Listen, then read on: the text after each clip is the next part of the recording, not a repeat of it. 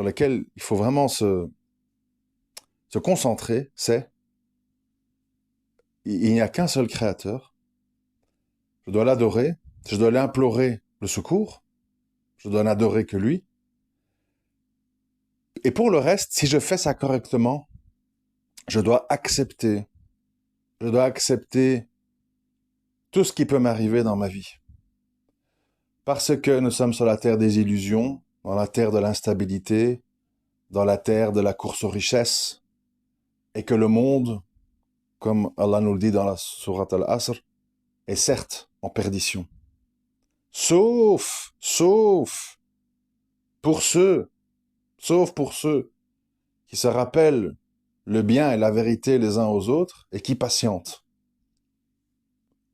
C'est-à-dire, accepte, comprends que le monde est en perdition. Comprends-le, intègre-le. Sauf, tu peux te sauver, oui, tu peux te sauver. Comment? En restant et en te rappelant la vérité et en patientant dessus. Donc, vérité et patience. Et pour le reste, il y a le courant qui emporte tout. Tu peux rien faire. Prépare-toi à voir les pires folies. Je vous le répète souvent dans les audios, qu'il n'y a pas longtemps, on aurait dit toutes sortes de choses qui se passent aujourd'hui. Les gens n'auraient pas cru. Donc, il faut s'attendre à tout. Tout est possible. Et tout est possible venant de la part de gens qui n'agissent pas par crainte d'Allah, qui ne se rappellent pas d'Allah. Tu peux t'attendre à tout. Parce qu'ils sont, en fait, entre les mains, entre les griffes de Shaitan, qui leur susurrent jour et nuit à l'oreille toutes sortes de suggestions honteuses et dépravantes. Et quant à toi, tu ne peux pas les obliger. Tu peux juste rappeler la vérité et tu patientes dessus. Quoi qu'il y arrive. Idem pour Lot, et salam, quand il doit quitter Sodome et Gomorrhe, il n'arrive pas à enlever l'attachement que sa femme a pour cette ville, parce qu'elle ne voit pas le mal comme lui le voit. Donc, faut comprendre, quand vous êtes sur le chemin de la vérité, vous êtes très seul. Quand vous êtes dans le chemin de la bienfaisance, vous êtes très seul. Quand vous êtes dans le chemin de la gratitude, de l'équité et du souci d'être quelqu'un de juste, vous êtes très seul. D'être sur la vérité alors que la majorité des gens sont sur l'erreur, il patiente et il dit « Alhamdulillah ». C'est tout. C'est tout. Tu ne peux pas, parce que si tu es amer, ça veut dire que tu n'as pas compris le cadre de vie dans lequel on est qui est décrit. On t'explique, si tu suis la majorité d'entre eux, ils t'égareront. Alors là, il te le dit à l'avance. Donc il te dit à l'avance, la majorité des gens qui t'entourent sont des égarés. Enfin, il faut pas être, je veux dire, c'est 1 plus 1 égale 2, quoi, vous voyez? Il faut pas oublier, parce que le problème, c'est qu'on oublie. Et alors, on est attiré comme par un aimant par Dunya. Et alors, on commence à raisonner autrement. Je vous dis, comment ça se fait, mon mari, machin, comment ça se fait, ma femme,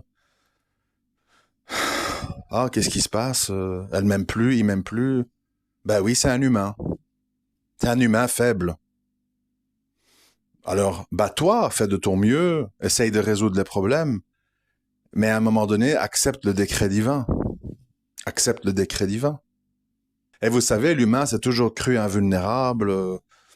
Je crois pas qu'au sommet de l'empire romain, grec, égyptien, puis il y a eu toutes sortes de mini-empires, hein, les Crétois, les Étrusques. Je crois pas que ces gens, ils ont cru un jour on va être balayés, on n'existera plus.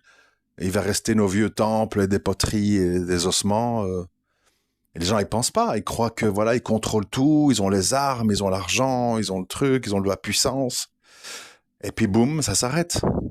Rien n'est acquis ici-bas. Rien n'est acquis. Tout vient, reste et repart. Parfois vite, parfois moyennement, parfois tard. Et tard, c'est pas spécialement une bonne nouvelle. Quand je vois tous ces gens malfaisants qui vivent 95 ans, 100 ans, 100 ans comme Kissinger, je me dis quel châtiment en fait. Quelle punition. Et inversement, quand je vois tous ces enfants qui ont moins de 7 ans, qui sont déchiquetés à Gaza, je dis, alhamdoulilah, pas de jugement. Pas de jugement. Kissinger, il a eu 100 ans pour se réformer. Il a eu 100 ans pour réfléchir. Il a eu 100 ans pour lire le Coran. Et ils sont morts au bout de 100 ans dans le coufre. Quelle tragédie. Les petits-enfants de Gaza, arrêtez de pleurer. Parce que le jour des comptes, ils sont beaucoup mieux placés que Kissinger, qui a vécu 100 ans. On raisonne à l'envers, mes frères et sœurs. Parce qu'on a des attentes. On veut vivre, on veut consommer, on veut être reconnu, on veut des louanges, on veut faire des grands mariages, on veut attirer des belles femmes. Tous les jours, je parle à des frères non mariés. Ils se plaignent, ils se plaignent. Je dis les frères, enfin je vous le dis ici, encore une fois. Le mariage, c'est parfois une épreuve plus dure que le célibat.